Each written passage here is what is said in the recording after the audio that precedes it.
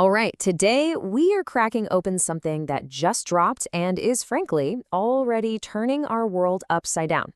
We're doing a deep dive autopsy on GPT 5.5 Pro. Its codename? Venice. And let me tell you, this isn't just another update. No, this is a fundamental, ground-up shift in what artificial intelligence even is.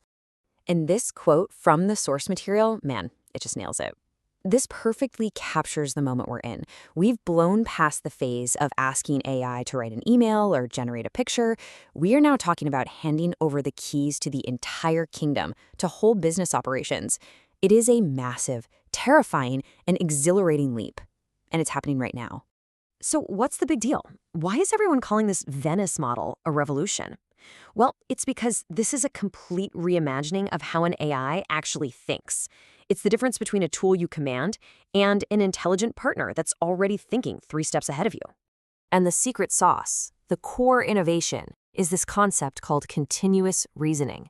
You see, older AI was reactive. It was like a calculator. It just sat there waiting for you to punch in the numbers.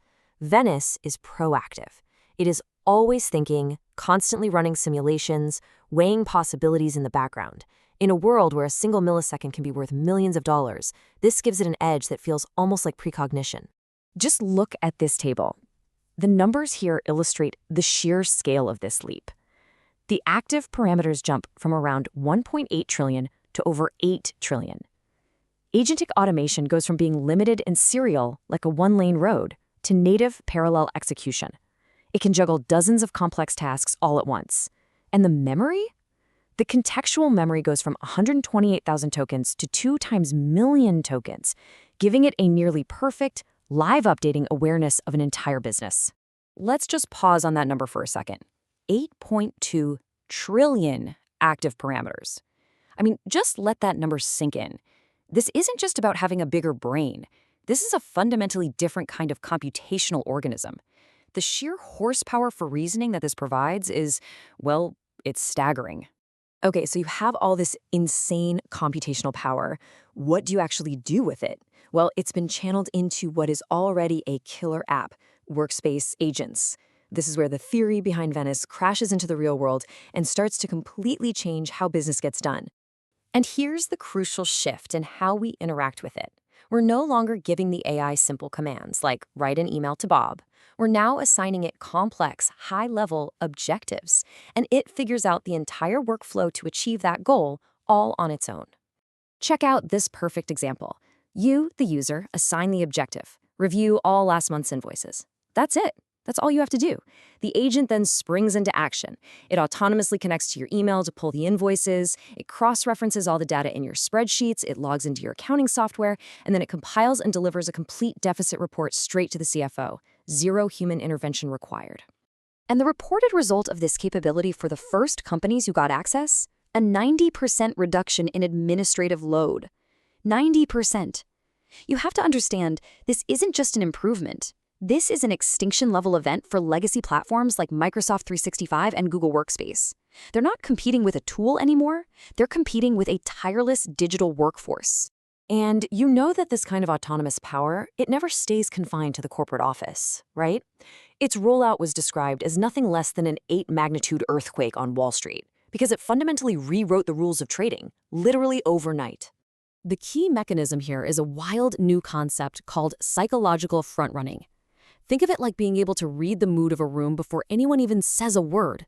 These Venice-equipped bots analyze thousands of news articles, social media posts, and video reports per second to predict mass sentiment, the actual feeling of the market, before the prices have a chance to move.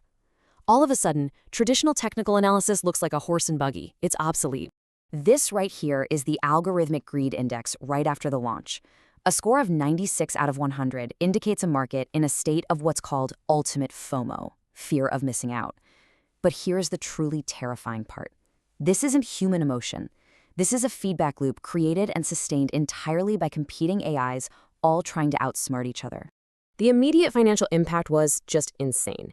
This chart shows AI managed liquidity, and that enormous 340% spike, that's capital just gushing into trading systems, or Venice nodes, that are running this new model. The money moved almost instantly. But with this kind of incredible, almost godlike power comes incredible peril. We have to look at the other side of this coin. We have to talk about the massive risks and some of the dark rumors that are already swirling around Venice's true capabilities. Sure, the pros are huge. Near zero human error, 24/7 efficiency, massive cost reductions. But the cons? The cons are catastrophic. Think about it, a terrifying concentration of the world's most sensitive business data on a single company's servers, mass job displacement on a scale we have never, ever seen, and the risk of a single hacked agent leaking an entire company's intellectual property in a matter of seconds. And that brings us to the most explosive part of this whole analysis, a rumor, reportedly from former engineers at rival companies, that asks a really chilling question. Is OpenAI secretly using Venice's predictive power for its own financial gain? They're calling it the shadow liquidity hypothesis. The rumor suggests that before this model was even publicly available, OpenAI could have been using its predictive power for its own private trades, basically siphoning profit from the market to fund its massive R&D budget. Now, the source stresses this is totally unconfirmed, but it does note that OpenAI's unusually high profit margins have certainly added fuel to that fire. So where is all of this going?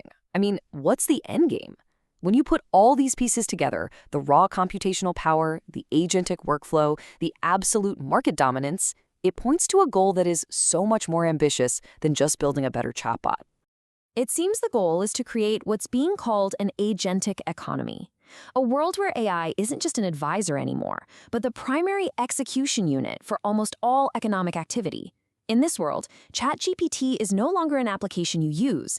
It becomes the fundamental business operating system for our entire civilization. And if you think this is some kind of far-off science fiction future, just look at this timeline of OpenAI's progress. The acceleration is absolutely breathtaking. From the simple chatbot explosion in 2023 to full-blown agentic automation today, what was a wild fantasy just a few years ago is now quickly becoming the engine of the global economy. Which leaves us with one final, and I think absolutely critical question. In this new era, where computational power is the new unit of wealth, and a single private company may soon control the agents that execute most of our business, who really holds the power?